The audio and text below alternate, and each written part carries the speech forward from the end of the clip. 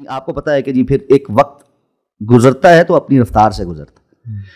اب اس جو ہے نا دور میں ہمیں چند باتیں سمجھنے کی. ان میں سے ایک یہ ہے کہ رسول اللہ صلی اللہ علیہ وسلم کی جو مستقبل کے حوالے سے احادیث ہیں اور آپ کے جو اعمال ہیں ان میں دو طرح کے ادوار کا ذکر ہے اور اسی کے مطابق احکامات بھی ہیں. ایک اللہ کے رسول صلی اللہ علیہ وسلم کا جو فتح مکہ اور اس کے بعد کی جو ایام ہیں اور مسلمانوں کی جو عروج کے ایام ہیں ان کے جو احکامات ہیں اور ان سے متعلقہ جو چیزیں ہیں وہ ہیں. اور ایک مستقبل میں آپ نے جو پیشین گوئیاں کی تھیں کہ جی قیامت کے قرب میں ایسا ہوگا ایسا ہوگا, اس کو ابواب الفتن یا ابواب الملاحم کے اندر محدثین کرام نے ذکر کیا ہے, یا علامات یا اشراط الساعہ کے اندر ذکر کیا ہے جن چیزوں کو. وہ دور ہے جو فتنے کا دور ہے, وہ دور ہے جو زوال کا دور ہے. اس کے اندر پھر یعنی جو کمیوں کا یا جو جس کے اندر یا آپ ایک طرح سے کہہ لیں, بالکل متعین کر کے تو میں نہیں کہہ رہا, لیکن اس سے ملتے جلتے دور سے ہم گزر رہے ہیں. اس دور کے احکامات بھی ہیں, اس میں جو مسلمان ہوں گے ان کے ساتھ اللہ کا تعلق کیسا ہوگا, ان کو کیا کرنا ہوگا, ایمان کی حفاظت کی محنت اس دور میں کتنی اہمیت کی حامل ہو جائے گی, اس لیے کہ ایمان یعنی سب سے سستی چیز ہو کے رہ جائے. رسول اللہ صلی اللہ علیہ وسلم کی جو حدیث ہے یصبح الرجل مؤمنا ویمسی کافرا, صبح کو مومن شام کو کافر ہوگا, شام کو مومن صبح کو کافر ہو جائے گا. کیوں؟ کیونکہ وہ اپنے دین کو دنیا کے تھوڑے سے عوض کے لیے بیچ دے گا. آج بڑا آسان ہے کہ آپ اپنے دین کو دنیا کے تھوڑے سے عوض کے لیے بیچیں, آپ تھوڑا سا دوسرا نیریٹو اختیار کریں, آپ کو ہاتھوں ہاتھ لے لیے جائیں, آپ داڑھی کے ساتھ LGBTQ کو سپورٹ کرنا شروع کریں, دیکھیں آپ راتوں رات کہاں پہنچتے ہیں. آپ جا کر اپنا آپ کو شو کرے کہ جی میں LGBTQ کو سپورٹ کرتا ہوں, مجھے اسائلم کی ضرورت ہے, میرے ملک میں تو مجھے جان کا خطرہ ہے, فوراً آپ کو اسائلم مل جائے گا. میرے پاس دن رات ایسے کوشچنز آ رہے ہیں کہ جی میں تو اس وقت غلطی سے یہ کر بیٹھا اور آج مجھے 8 سال ہو گئے یہاں پہ رہتے ہوئے, میرا رزق حلال ہے یا نہیں حلال ہے.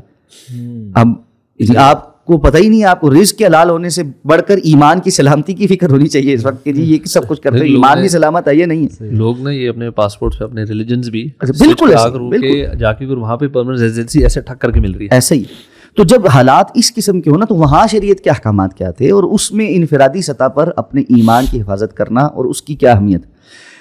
دیکھیے اصل میں مسئلہ ایک چیز اور بھی ہے, ہم فوراً یہ چاہتے ہیں کہ میں نے ایک کام کیا ہے اور اس کے بعد ایک دم سے رزلٹ نکل آئے. اس طرح نہیں ہوتا. میں نے آپ کو بتایا کہ جو سسٹم 400 سال سے کام کر رہا ہے اس کے مقابل چلو 100-200 سال تو لگیں گے نا کچھ ڈیولپ کرتے اور اس کو کچھ کرتے. اللہ رب العزت کا ایک قانون ہے اور وہ قانون یہ ہے کہ اللہ تعالیٰ کفر کے نظام کو ایک وقت دیتے ہیں. آپ پورا قرآن اٹھائیں, انبیاء کی محنت کو دیکھیں اور ان سے پہلے جو ظالم تھے اور جو کافر تھے ان کی محنت کو دیکھیں تو آپ کو نظر آئے گا کہ اللہ رب العزت ایک وقت جو ہے نا وہ دیتے ہیں. اس میں کفار کی بھی آزمائش ہوتی ہے اور مسلمانوں کی بھی آزمائش ہوتی ہے. اس میں اصل کام ہوتا ہے ثابت قدمی اختیار کرنے کا. یہ ثابت قدمی کس چیز پر اختیار کرنا؟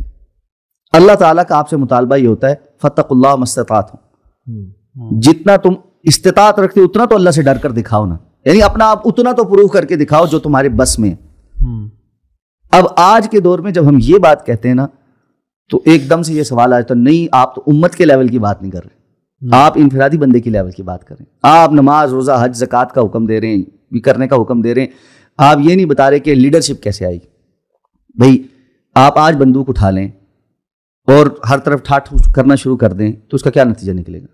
آپس میں ایک دوسرے کو تو مار سکیں گے اور ان کا جو ایجنڈا ہے وہ مزید آسان کر دیں گے. کیا ہمارے سامنے دنیا کے ابھی پچھلے 10-15 سال کے اندر ہونے والے جو ایسی تحریکیں تھیں ان کے نتائج نہیں؟ کیا لیبیا ہمارے سامنے نہیں ہے؟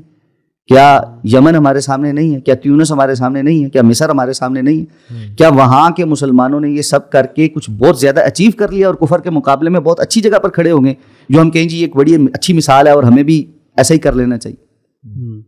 دیکھیے جذباتی سوچ ہونا کہ جی ہمیں امت کے لیول پر کوئی ایسا انقلابی قدم اٹھانا چاہیے جس کی وجہ سے امت اپنی جگہ پہ آ جائیں, یہ واقعتاً ایک اچھی سوچ ہے اور ہونی چاہیے. یعنی امت کا درد اور امت کے لیول پہ آ کر کوئی کام کرنے کی سوچ یہ بہت اچھی سوچ ہے, لیکن اس کے لیے پلاننگ کیا ہے, اس کے لیے کرنا کیسے ہوگا؟ کیا ہم یعنی کسی بھی بلڈنگ کے 134ویں فلور پہ پہنچنے کے لیے پلان کر لیں, سوچ لیں کہ مجھے وہاں پہنچنا ہے تو مجھے پہلی سیڑھی پہ قدم رکھے بغیر میں پہنچ جاؤں گا؟ یا کوئی ایسا کوئی اسٹارٹر لگے گا جس سے میں جمپ لوں گا اور سیدھا جو ہے نا وہ 134ویں منزل پر پہنچ جاؤں. مرکز دین و ایمان، مرکز دین و ایمان، مرکز دین و ایمان، مرکز دین و ایمان.